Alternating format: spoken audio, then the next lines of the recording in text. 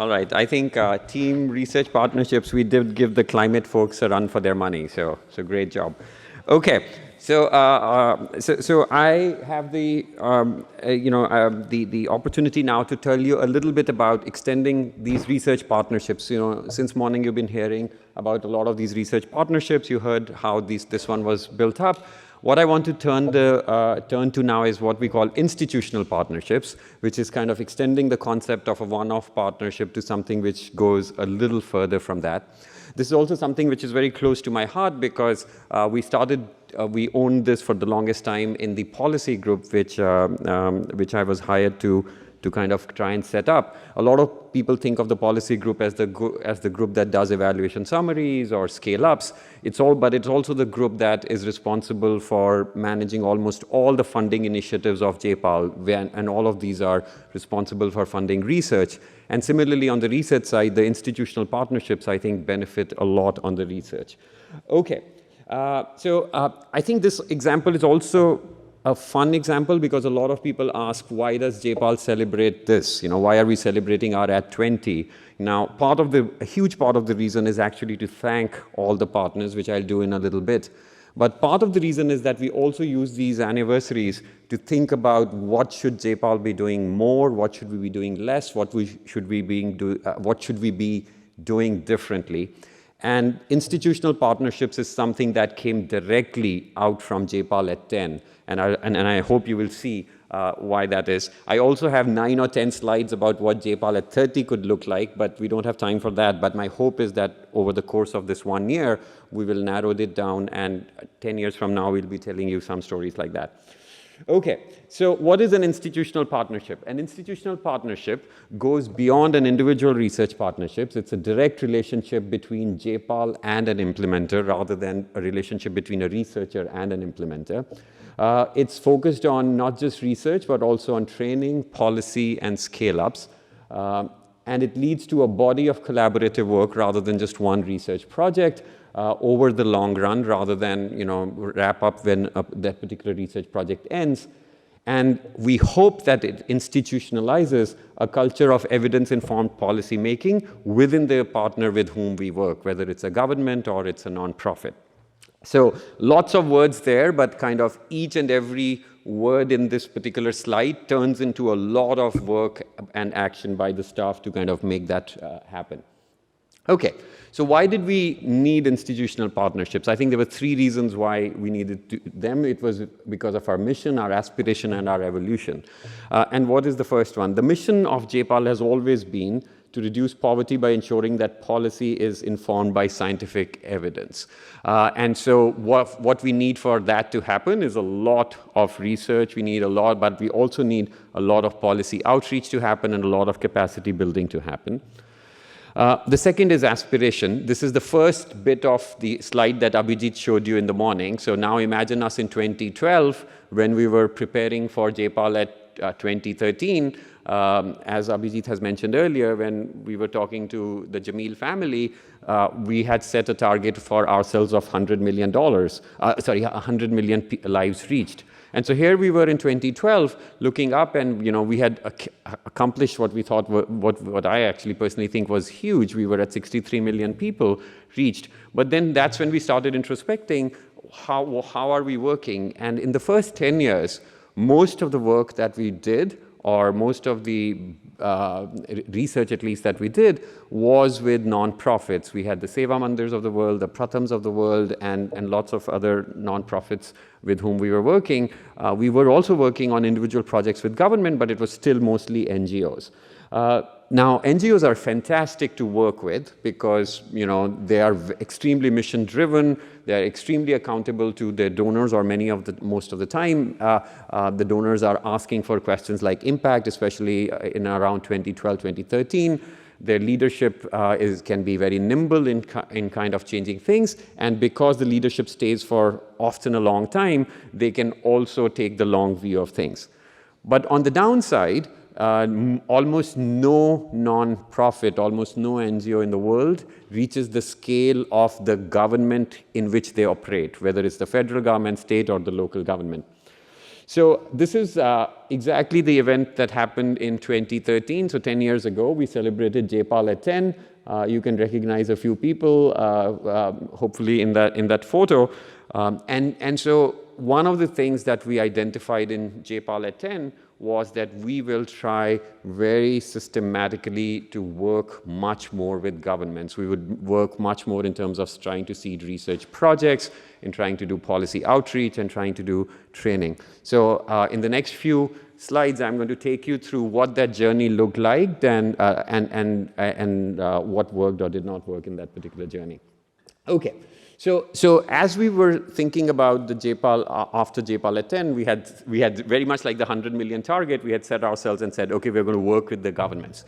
And so then the faculty directors, that's Abhijit, Ben, and Esther, all the members of the board like Rima, Tavneet, others, many of whom you've heard from today, scientific directors, the staff, we all put our heads together in individual bits and pieces and said, why are we not working enough with governments? What is the reason that people hesitate to work with governments? And what is the reason, more importantly, that governments hesitate to work with us or with research in general? And let's take each of those things one at a time and kind of solve for those. So the first thing that we realized in talking to researchers is that there's extremely large fixed costs and time for setting up each project. And so you have to go through procurement rules, you have to go and introduce yourself, you have to tell about your university, you have to explain about JPAL. I still remember sitting outside with one of my colleagues outside the health secretary's office, and one of their junior persons came and they said, sir, we are going to warn you, the secretary is not very conducive to this, because she's like, who's this JPAL, what are they doing? And I still remember Jasmine and I, we whipped out our laptop and we created this slide about what is JPAL and what we are not. We are a research organization. We are not a consulting firm. We are here for the long run. We are not here to sign a short-term consulting contract with you and things like that. And so what we realized is that you can get over a lot of this, you can leverage this fixed costs in the best way possible by signing an MOU which goes beyond a research project. And that MOU itself was a product in making. A lot of these things over the last 10 years have now become so ordinary that we just feel like, oh, it's so simple to write an MOU with these three things. But I can't tell you how many times over the last 10 years we have shared this MOU with our partner organizations. So many times when our faculty is, or our researchers are starting new centers, we get this request, can you please share that MOU? And so there are three kind of key things in that MOU. One is on structures for approvals and reporting. What are the deliverables? And the third one, which always becomes a point of negotiation, academic freedom to publish. Everybody is obviously always sensitive about being criticized, but governments, because they face the electoral cycle, because they face the opposition, which is always waiting for a misstep, because press, you always get more press for negative news. So for all those reasons, governments are particularly sensitive about that. So the freedom to publish we decided was the kind of one red line in the sand that we would never compromise on as JPAL, and that has often led us to walking away from otherwise extremely encouraging partnerships. There is a fourth one which has become increasingly important. I didn't put it because I was trying to put myself back in the time, which is data sharing and the privacy of individuals extremely become much more important with the use of administrative data from governments. So this is what one of our first MOUs looks like. This was in 2014. Santosh talked to you in the morning about how he was my first boss in the IAS. This was the MOU we signed with my second boss in the IAS, Mr. Krishnan, who was the planning secretary of Tamil Nadu. Very much like you heard in the presentation by Ilan about the importance of having one champion. We've always tried to have one champion, and he was our champion there. Okay, so what was the second barrier we identified? The second barrier was the difficulty in identifying topics of overlapping interest for policymakers and researchers. So many times I have sat in meetings where policymakers said something, researchers said something, it looked like they were saying the same thing, but they were actually not saying the same thing. And then we went out of the meeting and both sides would tell us, can you get the other side to do this? And we were like, okay, how about we reach some middle ground? And I think a lot of time, it's useful to have very much, again, like Ilan said, what TNP2K does, it almost acts as a little bit of a negotiator between the two sides to come to the middle ground. We at JPAL have often played that role of saying, you know, I know this particular treatment arm is probably not of any use to you on the research project. You may not even report it in your academic paper, but it is really important for the policymaker to understand this. We will try and raise extra money or whatever, but can we add an extra treatment arm? And similarly, sometimes negotiating with the policymaker. So this is kind of really, really important. And the best way we've figured this happens is also through these policy research dialogues. So when we start these new relationships, there's a fairly extensive research dialogue that happens, which encompasses not just one department, but it encompasses the health department, the education department. I've been in such wonderful learning atmospheres where in the morning I would be with Marianne Bertrand talking about labor markets to the government of Tamil Nadu, and in the afternoon going with Karthik Muralidharan and talking about with education, and in the evening with Esther talking about social protection. And so really topics across various things to identify what are the topics. And the side benefit of that is that you actually very quickly identify who are the evidence champions in government and interested researchers. This is actually a trick I learned from Robin at IGC when he invited me literally in my 6th month at JPAL to go out and meet the government in Bihar, that I think a huge benefit of these researcher dialogues is that you very quickly identify champions who might be even sitting in the printing and the stationery department, and you kind of then leverage them and wait for them to come to the right departments. Okay, so here is an example of another project that we are really excited about. This is our Egypt Impact Lab, which was launched in 2020. Ahmed is here. He's the executive director of JPAL MENA. If you want to talk more about this project with him afterwards at tea, you're welcome to. This is with the Ministry of Planning and Economic Development. Again, super useful in identifying what are the various things that the government wants to do. Okay, what was the third barrier? The third barrier was the pre-project cost of validating hypotheses with data from the field. So let me actually illustrate this with an example, since I was fairly involved in this one. So when we started the project with government of Tamil Nadu, they were about to launch a massive advertising campaign about breastfeeding. Very much like other LMICs, people just invest in these baby powders and baby milks because there's this sense that that is much more nutritious than mother's own milk. And so the government was about to launch this massive campaign targeted at the mothers. And so what we did was, this is Jessica Light and Simone Shaner, two of our researchers. They started asking the question from the government. They said, how do you know that it's the mother that you really want to target? Who makes these intra-household decisions about breast milk versus others? And so what we did is we did a field survey where Marianne Bertrand said, I want to know, there was this whole question about skilling gap, about, why do people not take up the jobs when they are available? Is it because of misinformation? Is it because people don't like the jobs? So we did a joint survey for a number of research topics, which was including labor markets, including this one. And surprises of surprises, when you ask the households, you ask the mothers, why are you giving the baby the breast milk? Guess who she says makes the decision? It's not her, it's not the husband, it's the mother-in-law. And so she says, well, I'm doing it because I have no choice. My mother-in-law tells me that you need to buy this milk and give this milk to others. And so you think about it, right? It completely changes who you are targeting, what you are targeting. You could have invested in this program, you could have invested in this RCT, found zero results, not because of anything else, but because your hypothesis was completely wrong, that it's the mother who has agency over her own decisions.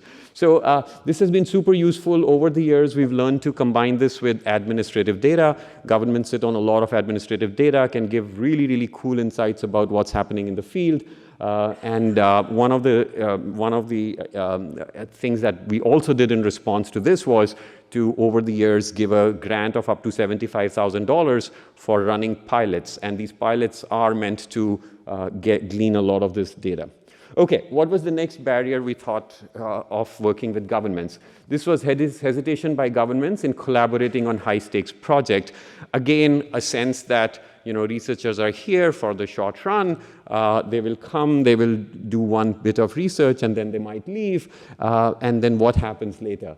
So I think building trust, I don't even need to talk about this. You've already saw the example so beautifully illustrated earlier by Ilan and Rima on how over a period of 15 years, they built this trust, and because of that, they were able to do these really exciting projects. I would give you another example here. So you already saw the Raskin ID cards project, but in the state of Punjab, which is another state where, which is my home state and where we built another partnership, two really complicated topics: cutting electricity subsidies for groundwater pumping and stubble burning. Projects which are really hot potatoes, extremely political projects in India and in the state of Punjab. And literally we were able to launch RCTs because the government saw us as the trusted partner. Okay, what was the next barrier? The next barrier is this one which will not come as a surprise to you, that there is huge project risk due to change of governments or transfer of officials. This is a simple one to explain. Institutional partnerships allow you to build connections with multiple policymakers rather than just one or two in that particular department. And a great example of that is, again, I'm connecting this to Michael Greenstone's thing. He talked to you about emission trading in Gujarat. They are also, that same exact team, Michael, Rohini, Nick, etc., are taking that project to Punjab. They started the conversations with the government of Punjab in the previous government. The government changed last year, so you had a whole slot change of government. Really opposing governments came to power, and still the ETS project is on track. So I think it's a testament to building institutional partnership, or one of the reasons it's carried on. Another big constraints that we found was scarcity of funding for risky government projects. Actually, Michael and I were just discussing this yesterday because we are actually both talking to a particular donor, and for them, the biggest barrier is too risky to work with governments. And so for many of the reasons that I already described. And so there were two things that we did here. One was whichever governments could afford it, we have been really encouraging them to start is to establish innovation funds. So about 11 years ago, Tamil Nadu started one. You heard yesterday about the $300 million that the Spanish government has set aside. Not that we asked them or we would have ever succeeded in that much money. I'm sure we suggested it or something happened, but I am not taking credit for that. But there have been many other governments where we have tried to encourage this. And it's a way, it also encourages the civil servants to submit applications for innovative ideas and know where to submit that idea to. So we have a number of governments whom we are working with who have created these innovation funds. In addition to that, Abhijit and I co-direct a program called Innovations in Government Initiative, which also was born out of JPAL at 10, which has given money to dozens of projects, many of which have been scaled up, including the Mexican court program for arbitration, which we are actually very, very proud of. Similarly, our North America office has the state and local initiative, again, directed at state and local rather than the federal government. Numerous success stories there. Okay, another barrier that we realize quickly happens is that government programs suffer from a lot of implementation problems. And the reason for that is simply because oftentimes the champions and the people who are introducing new programs are based in the state capital, whereas the implementations happens not just at the district level, but literally at the village level. Information flows slowly, information flows imperfectly, and people have a vested interest in not providing full information.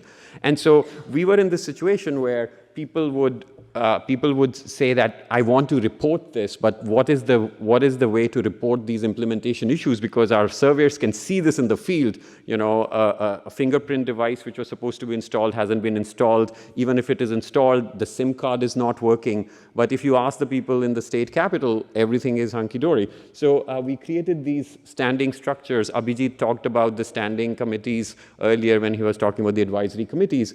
But that, along with trying to strengthen the M&E system, systems has been extremely successful in doing that. And then example of here is actually Esther's work on the old age pension scheme.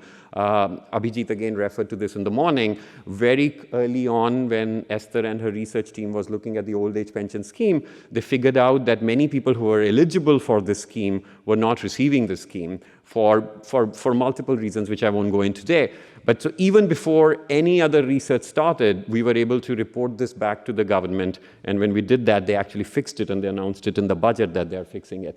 The next one is limited bandwidth to respond to non-project requests. And by bandwidth here, I mean the bandwidth of the researchers.